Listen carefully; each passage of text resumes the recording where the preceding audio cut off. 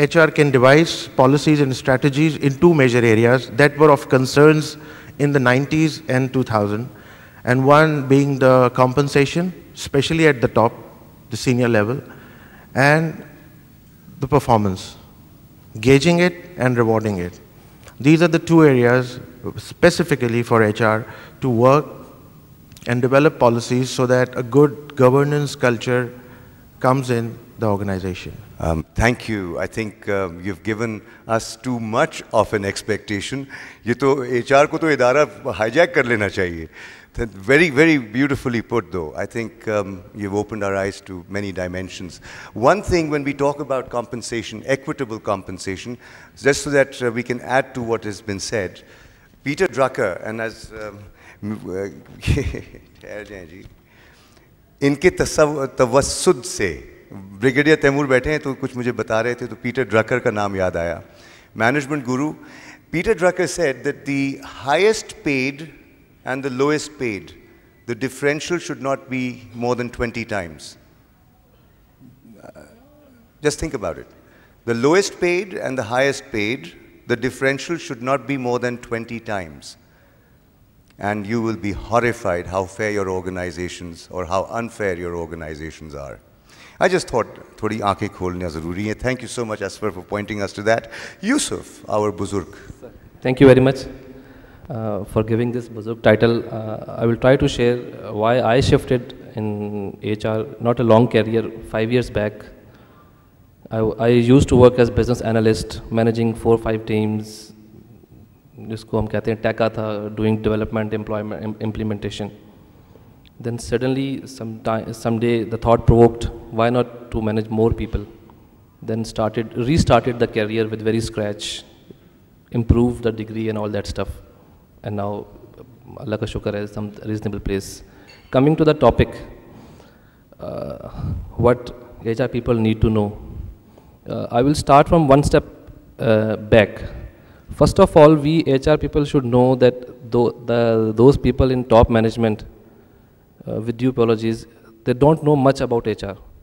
And मैं अपने तरीके से उनको force करने की कोशिश कर रहा हूँ. And if they are not aware of that, how can I match with them? The basic thing is this: we have to put education process or continuous meeting or awareness session or meeting with them that what I want. And then how, that's the expectation basically, because if you give them awareness and education and if it clicks, it really helps. If I want to put performance management, any compensation thing, anything else, it really helps. And it matters. I have experience in my previous company for 2.5 years. We really made this.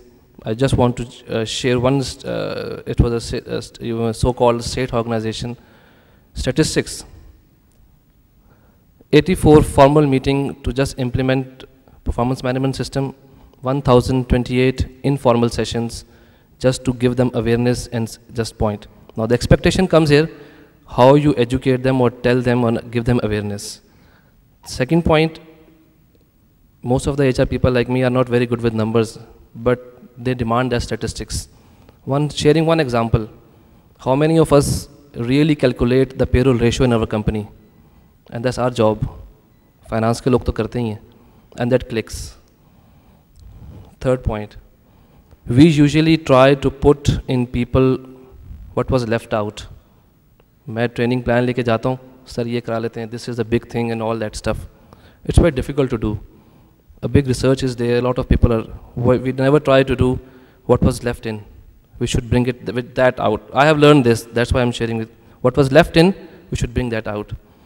And the fourth and the last part, when normally we negotiate, we most of the time we focus what someone else is getting. Rather, क्या मेरा जो इतना job था वो पूरा हो गया, उस वजह से gap ज़्यादा है. I have, according to my experience, these 4 things top people expect that we should do, and so that we should be more gelled in with the things. Thank you very much. Thank you for proving the fact that my label of Buzurg is not inappropriate. Thank you, Yusuf. अब हम चाहेंगे कि वासिफ साहब हमें जो core HR, hardcore HR से आते हैं, ज़रा रोशनी डालें. Thank you, Kamran. First of all, I would like to share with Kamran and some that I'm not really a convert, but I have spent 4 years heading international business during my career, or some kind of sabbatical, you can say. My message, like in being in the boardrooms and interacting with the senior people, I think the core role of any HR professional is to be strategic business partner and catalyst change. And this is the 70% job by any, I can talk like day in, day out, of any good HR person. And that is part of your business leadership. But before business leadership, what comes is functional excellence. आपने वो joke सुना होगा कि गांव में कोई बंदा गया तो उससे कहा, किसी बूढ़ी औरत ने पूछा क्या किया, तो उसने कहा जी मैंने M.Com किया या MBA किया, तो उसने कहा पुत्र मैट्रिक भी कर लें फिर बाद होता यह है जी कि इधर we are just talking about strategies and stuff and we are talking about the moon and stuff like this, but at the end of the day what we stand for is a functional excellence. And with a lot of due respect, I've been a teacher as well, and I've been teaching, and I always give people one example that we HR professionals are the biggest bad name to HR, because there are very few of us who can play full 9 holes. And once we sit in the boardroom, we present or we tell the picture of an HR which is true from our point of view. From my perspective, us HR people are like 4 blind people left in a room and to describe an elephant, and you know the rest of the story. Please don't do that. I always tell people that HR is life to us, and whoever hurts HR hurts us, right? And so we shouldn't be the one who are hurting HR. And HR people are very lucky people, let me tell you, because our business is about people. And in order to understand people, we need to know their business. In the process, we learn 2 businesses. And I think it's a good bet. I have worked for a bank. I have worked for both Pepsi and Coke. I have worked for a dairy company. I have worked for a chemical company. And I can tell about them in and out. And I find myself lucky. But the common denominator is that first, which is just, I would say, 20 to 25%, your functional excellence should be there. And then you go to the areas of business excellence and add value to it. Other thing, which is the music to any investor's ears, that is ROI. And you will bet and you will agree with me, the best investment is investment in humans. And we are custodian of that. We are responsible for bringing out best ROI in people, and let's speak the language of the businessman. Then we belong to the boardroom, otherwise we'll be kicked out. Last, I would just share with you that whether you are in business or you are not business, passion, before a profession, you need to have a passion for that. When we hire people also, we see that whether we share the passion or not. My favorite one मैं आपसे share करूँगा कि आप HR सीखें, उसके बाद business के साथ करें, और 3 चीज़ें हैं जो आप याद रखें हमेशा: खप्त, रब्त और ज़ब्त,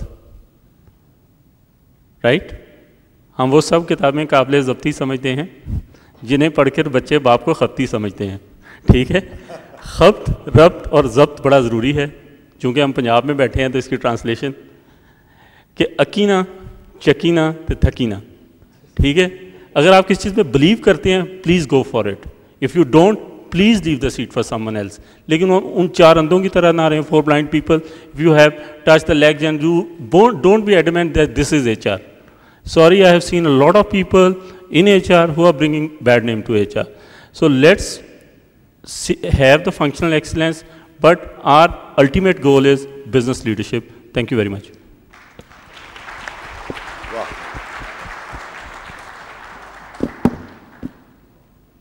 Our speakers have really given us food for thought, and there are questions brimming in your minds.